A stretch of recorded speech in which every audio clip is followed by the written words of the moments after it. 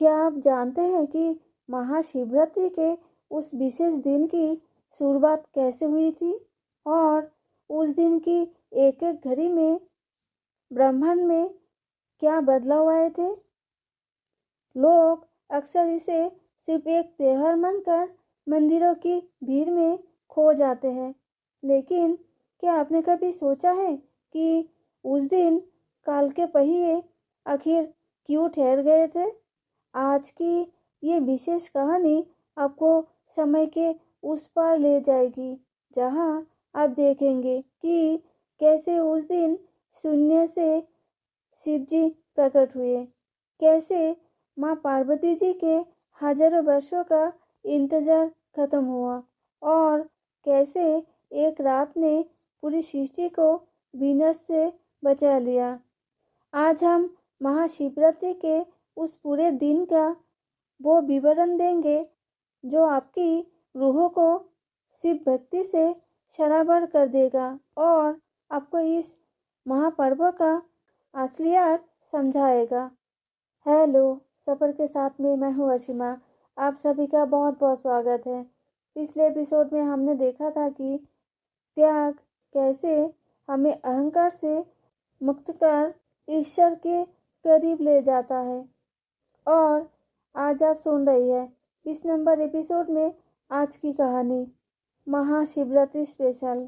दोस्तों, महाशिवरात्रि का वो पावन दिन सृष्टि के इतिहास का सबसे बड़ा और दिव्य दिन था। उस दिन की हर एक घटना हमें शिव तत्व की गहराई तक ले जाती है। ब्रह्मांडीय स्तंभ और शिव का आदि स्वरूप।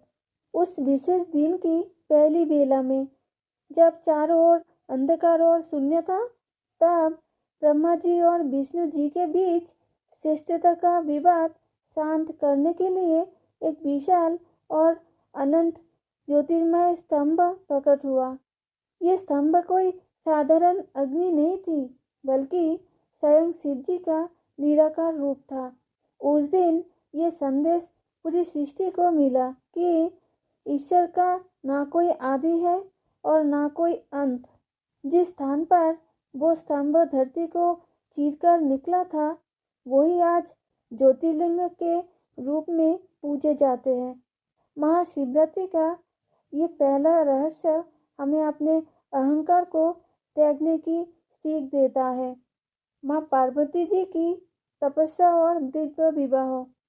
उसी दिन दोपहर के समय माता पार्वती जी के हजारों वर्षों का तप अपने चरम पर पहुंचा था।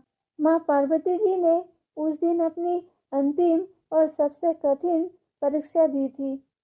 शिव जी ने स्वयं एक वृद्ध ब्राह्मण का रूप धारण कर उनकी परीक्षा ली, लेकिन पार्वती जी अपने निश्चय पर अडिग रही। दोपहर के उसी प्रहर में शिव जी ने साक्षात दर्शन देकर पार्वती जी को अपनी अर्धांगिनी के रूप में स्वीकार किया। उस दिन शाम होते होते स्वर्ग से फूलों की वर्षा होने लगी और देवताओं ने मंगल गान शुरू किया। शिव और शक्ति का ये मिलन असल में इस बात का प्रतीक है कि बिना कर्म के ज्ञान अधूरा है। विषपान और सृष्टि की रक्षा।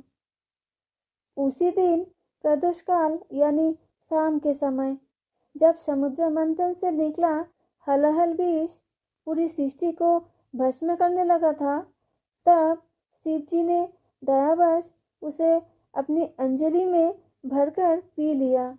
माँ पार्वती जी ने उस विष को उनके कंठ में ही रोक दिया, जिससे उनका गला नीला पड़ गया और वो नीलकंठ कहलाए।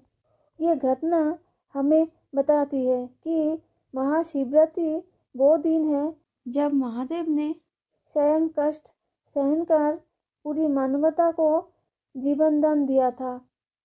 देवताओं ने विष की जलन को शांत करने के लिए पूरी रात शिव जी का जलाभिषेक किया और जागरण किया। मध्यरात्रि का आध्यात्मिक विज्ञान।